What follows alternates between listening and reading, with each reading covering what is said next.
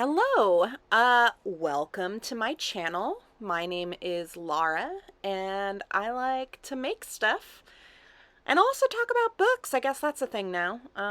What we're looking at is some fabrics.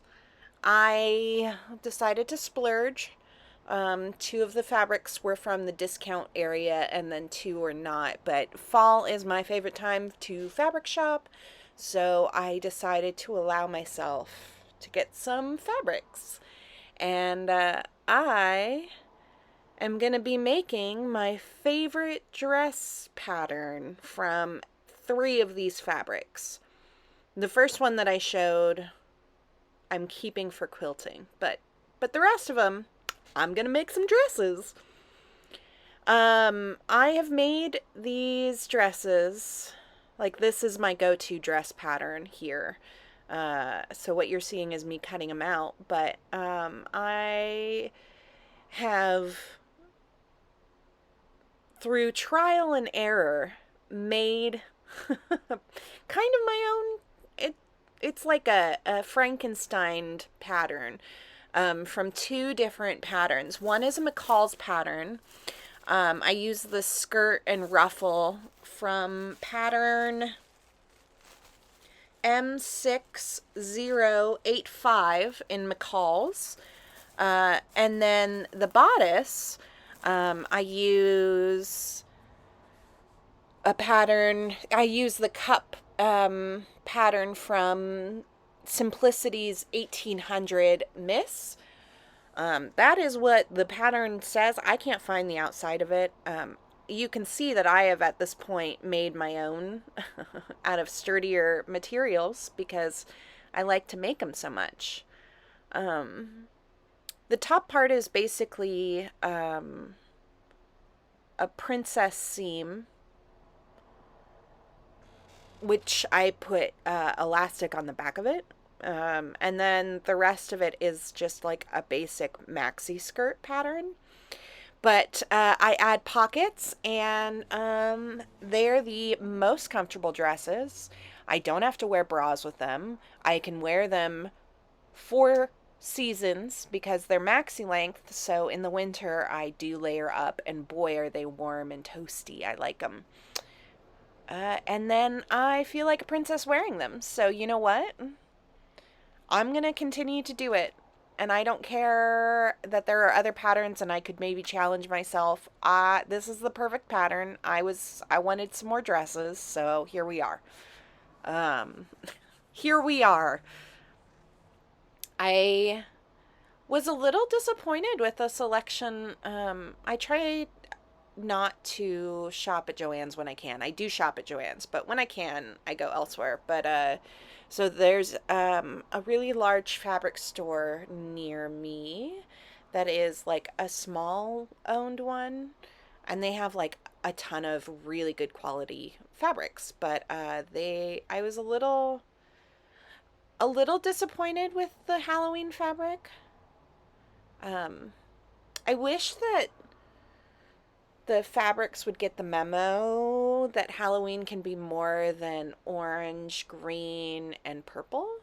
Like, I like those colors, but I just want creepy fabrics that aren't in those colors. I liked this fabric because it's kind of like watercolory. I don't like full size wearing it. I'm not sure how I feel. I don't know if it'll become a favorite or not, but I did really like this fabric. I could not resist. So yeah, here I am cutting them all out.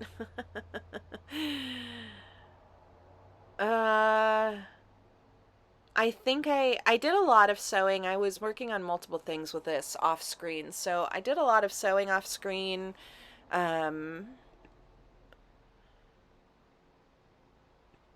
Here I am piecing together the ruffle to the main skirt. So like at the bottom of my skirt, my dress pattern has a ruffle. And I don't like doing the basting and drawing method. I prefer to do basically what I call quartering, but you split it up and into like halves or quarters and keep going until you're done. I don't know. And here it is all sewed up.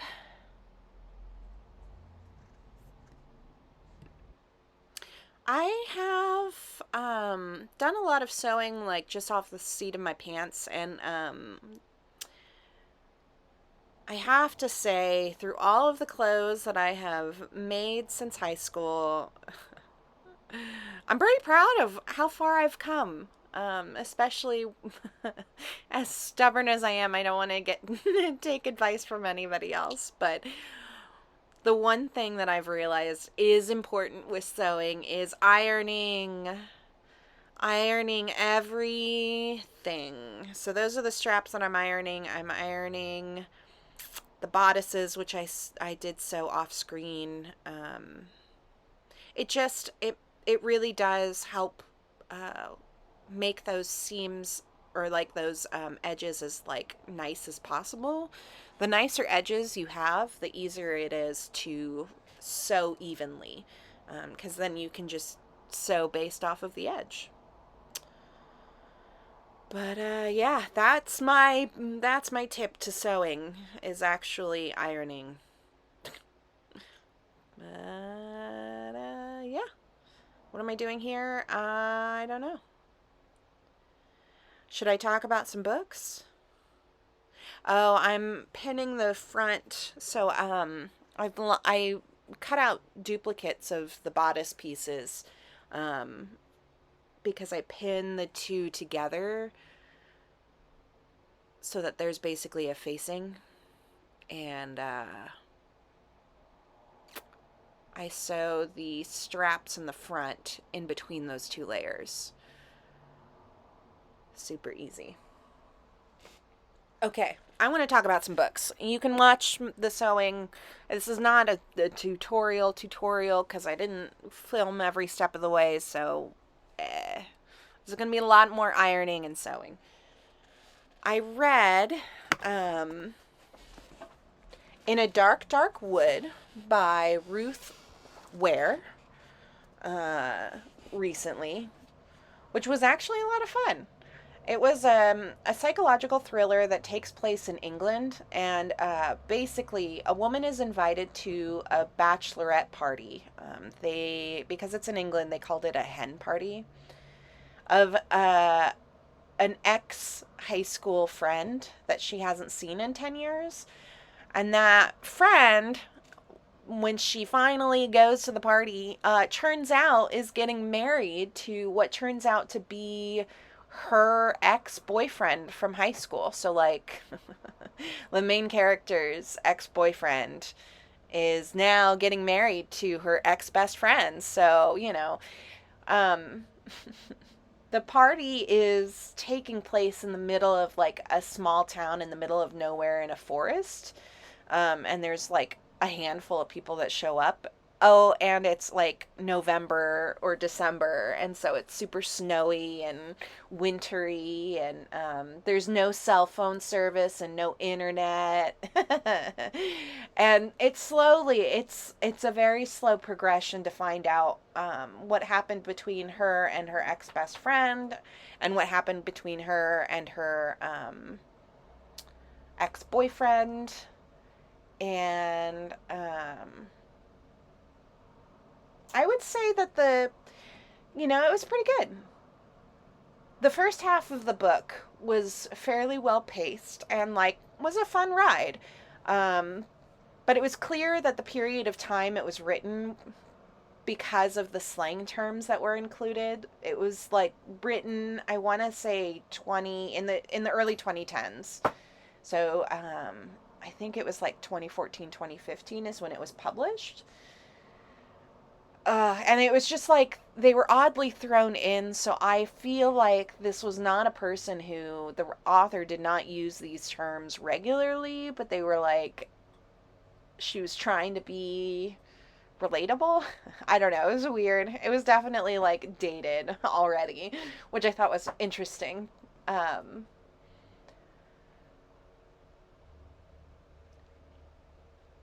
while the intrigue and suspense and buildup were nice, it was hard to like any of the characters, but even the main character. Um, no one respected anyone's boundaries. Um, all of the interactions were super toxic. I was just like, I want to leave the party immediately. I don't want to be here. They were just like really passive aggressive, and the main character and like her friend that was like going to be her support buddy that go to the bachelorette party are making fun of the girl who's throwing it, who's like a super friendly, trying to be like bubbly person character. She's actually one of the few that like I didn't totally hate. Although I think you were supposed to, but everyone was just like so mean to her. It was awful. I don't. But anyway, I mean, I think that was maybe kind of the point. Maybe you were supposed to care about the main character. I don't know. But yeah, I had pretty much guessed the outcome. Like I had guessed what was going to happen by halfway through the book, but it was still pretty stressful. um, Mainly because you're getting flashbacks to the main character being in the hospital. So she doesn't fully remember everything that's happened. And yeah, the it was drawn out by the end. Like I really felt like the ending was drawn out. It could have been a lot shorter. It did not need to be. I understand why it was there because those are probably the actual steps that would have been happening. But did we need to know about all of the steps? Like, there are things that can happen off screen, you know? Um, but overall, it was a really fun read. And if you want a quick thriller, I would recommend. This was fun. But I don't think that I'll read it again. Real quick, um, I was talking about the book, but with the elastic straps, I do panels like that, little channels, because I find it easier than trying to futz with elastic thread. But also, I lost my bodkin and had to go buy another one after I finished these dresses, so that's why I didn't have a bodkin. I was using a giant, like, safety pin thing. So if you are going to follow these steps and do any of this, uh, that's tip number 2, bodkin. Get one. One of the other books that I would like to recommend, if you like comics or graphic novels, is Bylines in Blood. Um, it's an Aftershock graphic novel that recently released, and I don't have the name of the author in front of me, but it's really good. Like, I was actually really surprised. I do know that one of the writers, because it was written by 2 people, did I say the title? It's Bylines in Blood. It's a futuristic private detective tale, but one of the writers had been a detective or a cop at some point, and so he's written other graphic novel stuff, but it definitely is like really good. like like there's some truth behind it, right? So anyway, it's a futuristic private detective tale, and the main character, Private Detective Lady Dick is what she's named herself, reminds me a lot of Jessica Jones, from specifically the Netflix TV show. But basically, she used to be a reporter, but the world had a pandemic that turned some people completely albino, and made a lot of industries fail. So she's now living in the aftermath of all of that when she gets a case involving the murder of an old friend. The pacing was really good on this. And while the twist was a little bit obvious, it still managed to keep you engaged. The artwork was, I really enjoyed.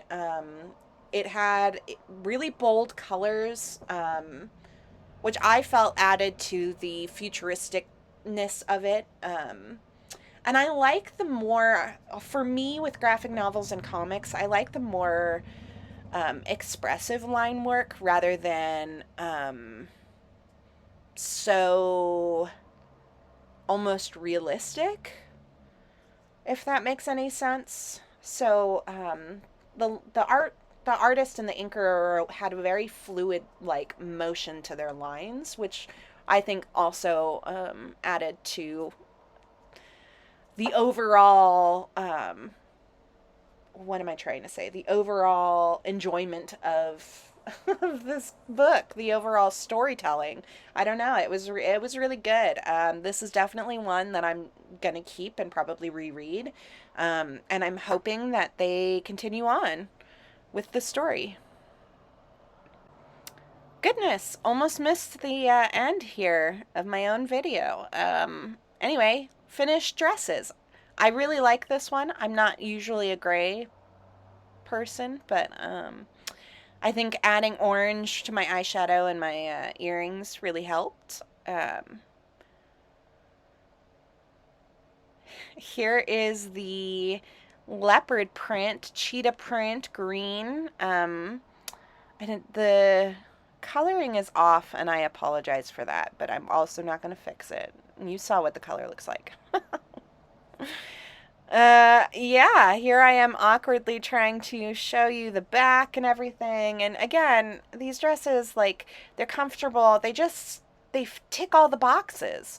How can you not love them?